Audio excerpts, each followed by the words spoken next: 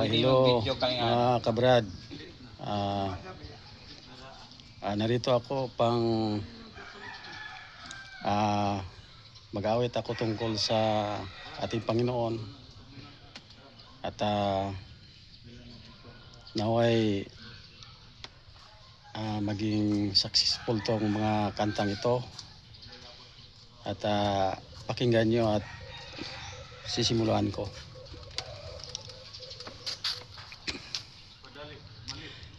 Kung bigo ka man ating kaibigan,